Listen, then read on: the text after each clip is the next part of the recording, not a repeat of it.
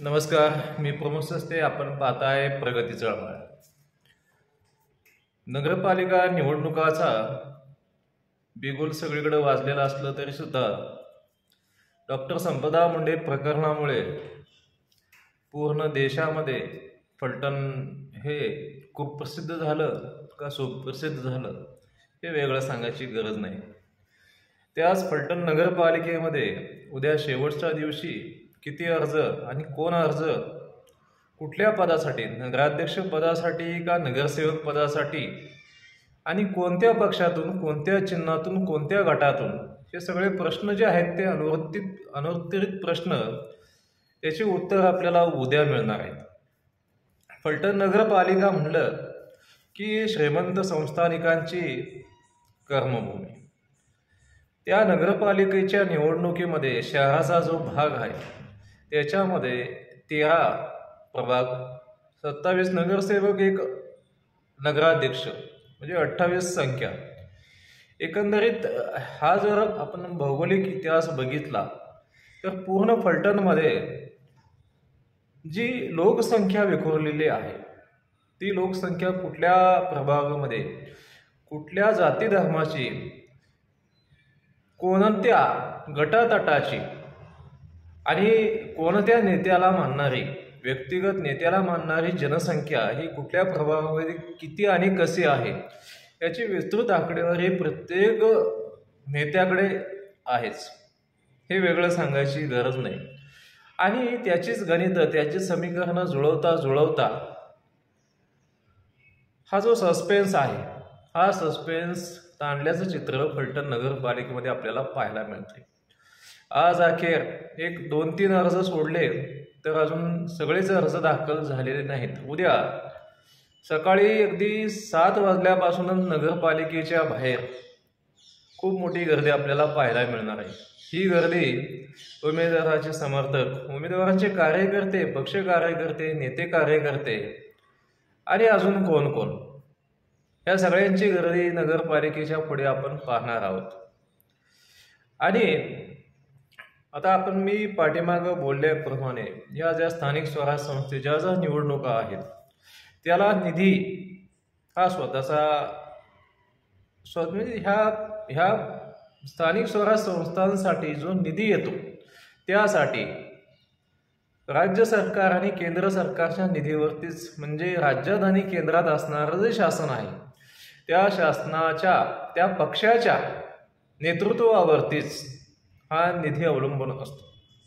त्यामुळं ह्याच्यामध्ये पक्षाचं चिन्ह जरी महत्त्वपूर्ण असलं तरी सुद्धा स्थानिक नेतृत्व हे का महत्त्वपूर्ण आहे, तर मतदान आहे ते स्थानिक नेतृत्वाच्या विश्वासार्हतेवरतीच, त्याच्या कामावरतीच किंवा त्याच्या दृष्टिकोनावरती, त्याच्या विजनवरतीच मतदान हे होताना दिसलं पाहिजे.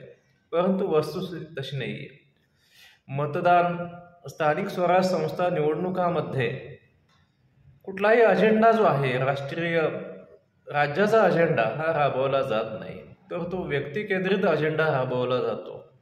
स्थानिक प्रश्न असतात, आरोग्य सेवा, पाणी, लाईट, रस्ते, हे जे प्रश्न असतात ह्या प्रश्नांसाठी स्थानिक स्वराज्य संस्था निवडणुका खूप महत्त्वपूर्ण असतात. फलटणचा विचार करायला गेला तर आजचं चित्र आपण बघितलं तर माजी खासदार गट रणजितसिंह नाईक निंबाळकर व श्रीमंत रामराजे गट या 2 गटामध्येच आपल्याला लढत पाहायला मिळणार आहे. परंतु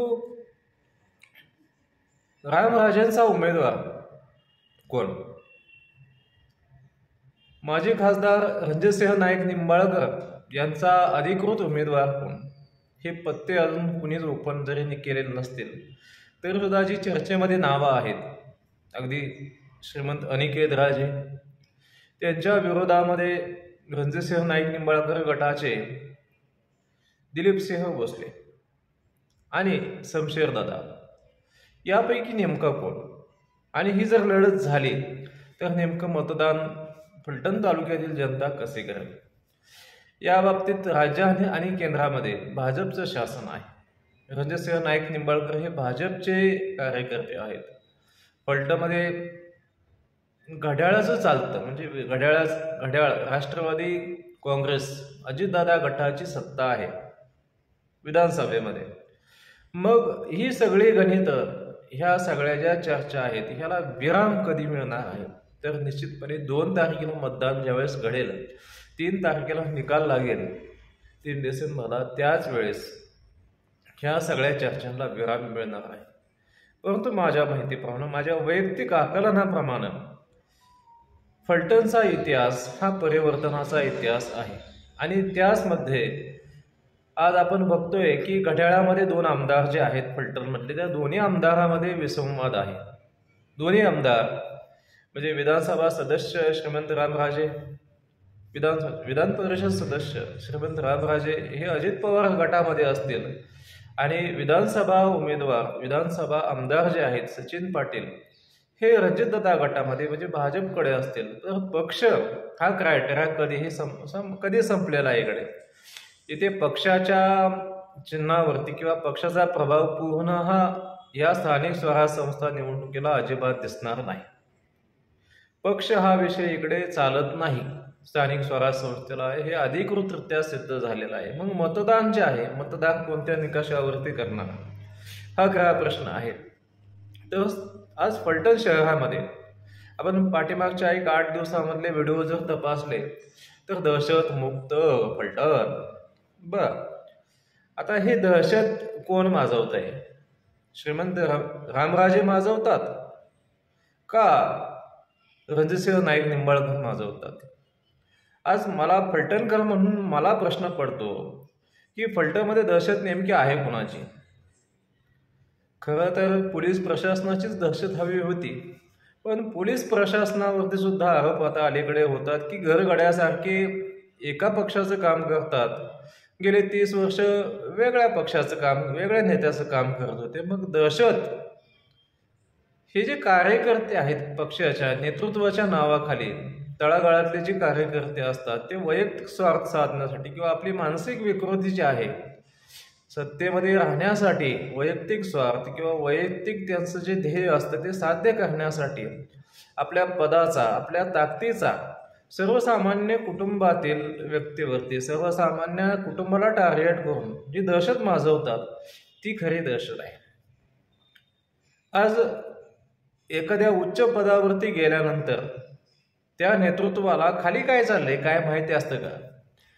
आणि हे जर माहीत नसेल, त्याचं जर पुरेपूर लक्ष नसेल, तर निश्चितपणे परिवर्तन हे अटळ असतं. हे आपण नेहमीच बघितलेलं आहे.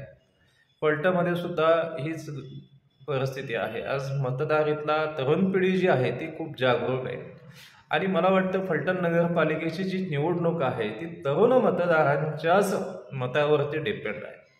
आणि तरुण मतदारांना आकर्षित करण्यासाठी अगदी श्रीमंत रामराजे गट असो, त्यांचे जे अधिकृत उमेदवार जे बोलत होते श्रीमंत अनिकेत राजे यांचं जे नाव आहे ते तरुण आहेत.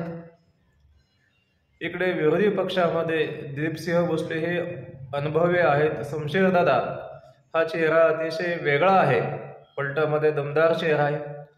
मग ह्या तिघापैकी किंवा अजून कोणी असेल, एखादा तरुण उमेदवार हा पक्ष म्हणून उभा राहिला असेल, ह्याच्यापैकी फलटणमधील स्थानिक जनता कोणाला निवडेल आणि कोणत्या निकषावरती, कोणते मापदंड वापरून त्यांना मतदान करेल? मला वाटतं हा खरा एक संशोधनाचा विषय झालेला आहे.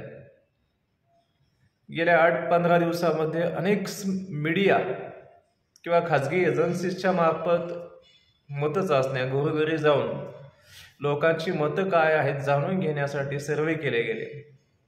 हे सर्वे का करायची गरज पडते? एजन्सीज नेमायची का गरज पडते? निवडणुकीमध्ये पैशाचा वापर नेमका कुठे केला जातो, कशासाठी केला जातो? तरुण कार्यकर्त्यांना शिक्षण घेण्यासाठी प्रवृत्त का केलं जात नाही? गुन्हेगारी क्षेत्रामध्ये ढकलण्याची जी कामगिरी आहे ते नेतृत्व का करतं? हे सगळे प्रश्न हे राजकारणामध्ये तुम्हा आम्हाला पडतात रोजच्या जीवनामध्ये. आणि महत्त्वाचं ह्या संवैधानिक लोकशाहीमध्ये जी जबाबदारी या लोकप्रतिनिधीवरती असते, एखादं पद ज्या वेळेस एखाद्या व्यक्तीला मिळत असतं, त्या पदाला न्याय द्यायचं, त्या पदाची मर्यादा ओळखून ती जी जबाबदारी त्याला संविधानिक लोकशाहीमध्ये दिलेली असते ती पार पाडण्याचं सोडून ती व्यक्ती पक्षीय राजकारण, व्यक्तिगत वर्चस्व वाढवण्याकरता त्या संविधानिक पदाचा वापर ही पिढ्यानपिढ्या करत असते. हे वास्तव आहे आणि हे वास्तव तुम्ही आम्ही नाकारू शकत नाही.